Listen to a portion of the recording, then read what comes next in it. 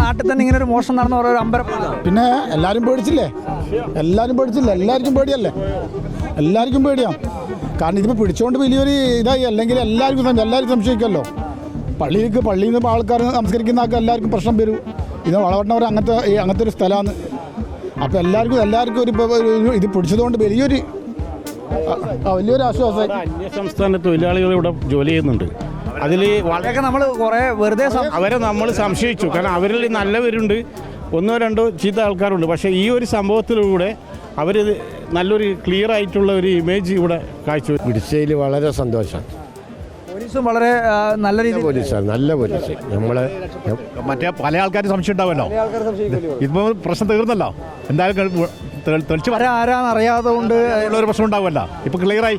അല്ലെങ്കിൽ അപ്പുറം ഇപ്പോൾ ഒരു സംശയ ദൃഷ്ടിയോടുകൂടി കണ്ടത് പ്രതിയെ പിടിയോടുകൂടി അതങ്ങ് ഒഴിവാക്കി. അതുകൊണ്ട് പുറനാട്ടുകാർ വരെ രക്ഷപ്പെട്ട് ബംഗാളികളൊക്കെ ഉണ്ടാവില്ല. അവരായിരിക്കും കൂടുതൽ സംശയിക്കുക. പോലീസുകാർക്ക് ബിഗ് സല്യൂട്ട് കേരള പോലീസിനെ, വളവട്ടത്ത് പ്രത്യേകിച്ചിട്ടും.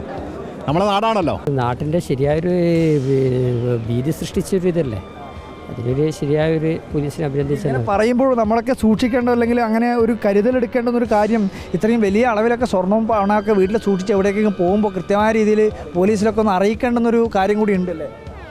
നല്ല കാര്യമാണ്. പക്ഷേ അത് എന്നാലും നല്ല ഇത് അറിഞ്ഞത് കിട്ടിയ നല്ല കാര്യം തന്നെയാണ്.